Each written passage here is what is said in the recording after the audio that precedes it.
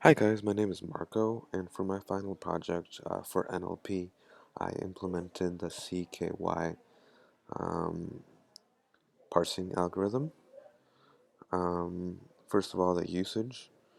Let's see how you run the program is the following. Um, Essentially, CKY.py, Python CKY.py.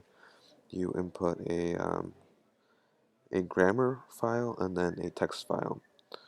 The grammar file should look like the following. Mm. It should be a text file with a list of rules in the CNF form, and then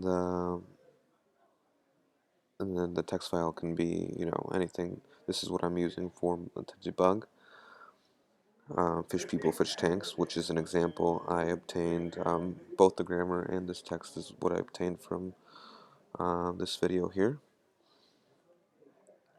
You can see the probabilities on the left here, and my code.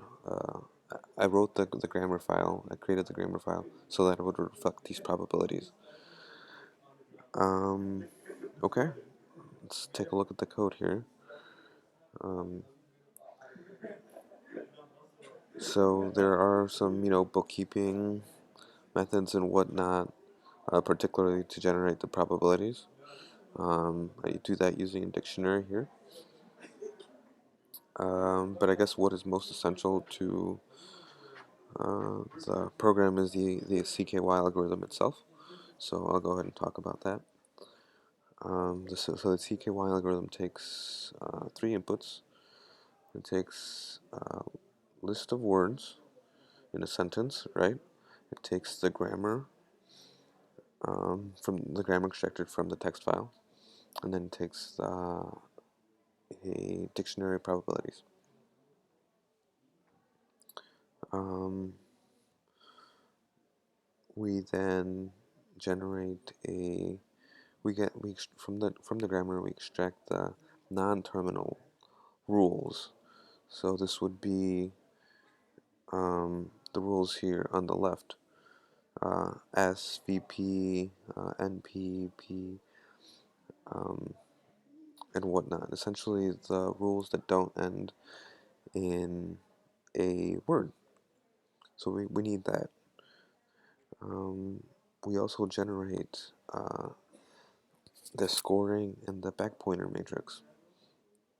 And what this is what we call, or rather what Jarofsky calls the parse triangle. Essentially, it's a triple nested list, and I'll show you that.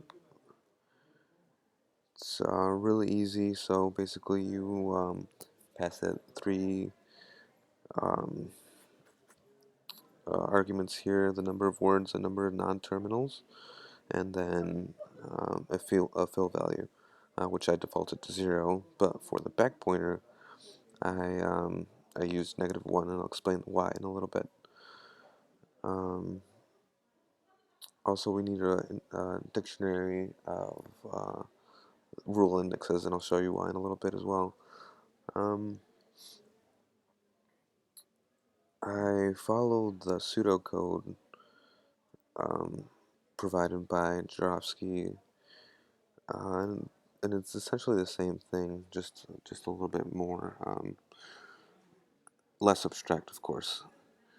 Um, so for the words, for the word in the sentence, we want to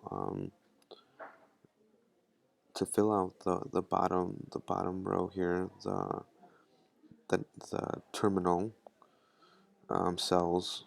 We first do a single for loop. This is the easy part of the algorithm. We fill out the probabilities with that rule, with that for loop, um, and then we handle the unaries over here. Let me. Not sure how I'm doing on time here, but give me 1 second. Um, all right, never mind. um, so once the terminal cells are filled, we need to handle the combination of the rules. That is, start percolating up the tree. So that is where the second part of the algorithm comes in, the slightly more complicated part. Um, I you're gonna need to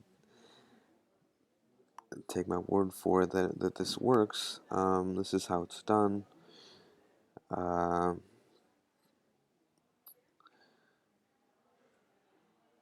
there's just not enough time to explain how everything works, but let me talk to you now about how we build a tree. We build a tree from the back matrix here.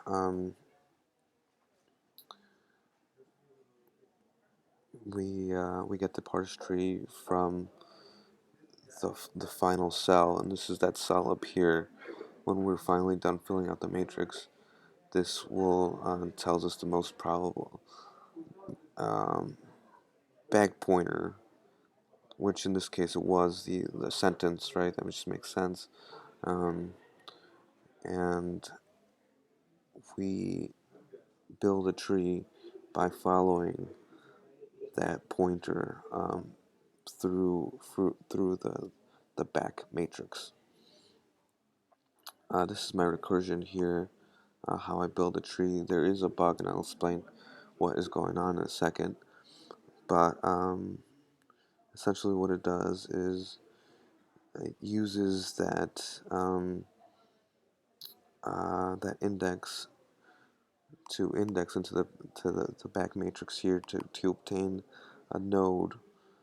If what is in that node should be a triple, and that is in the form of um, the first index is the split, the second index is the left rule, and finally the third index is the right rule. Um, so if that node ends up being a tuple, then we continue building the tree. We insert left, we insert right, and then finally we return the tree.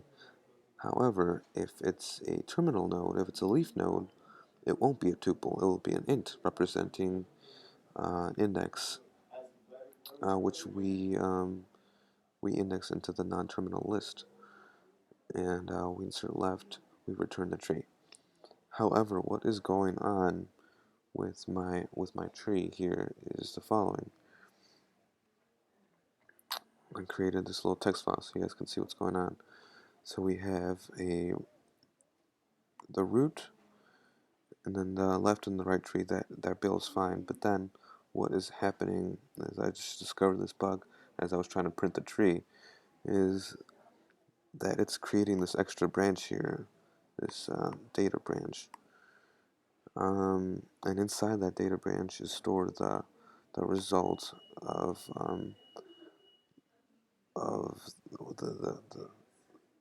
the part of speech for that or the grammar rule for that tree. It shouldn't be stored there. Um, and it is just the pattern just keeps happening. I am trying to debug it. It's a work in progress. It'll be done soon. But you can see that the result produced is what Jarofsky obtained as well. He got the parse for fish people, fish tanks to be um, the following S, NP, VP, followed by NP, NP, and noun, noun, and then on the right side is a verb phrase with a verb on the left and a noun phrase on the right. Um, with and then a noun following the noun phrase on the right. That's exactly what I got. The only problem is that it obviously shouldn't have these extra branches here. It should just be connected. Um, the left should be the root for this tree down here, and then the right should be the root for that tree as well. So that is what I'm currently working on right now.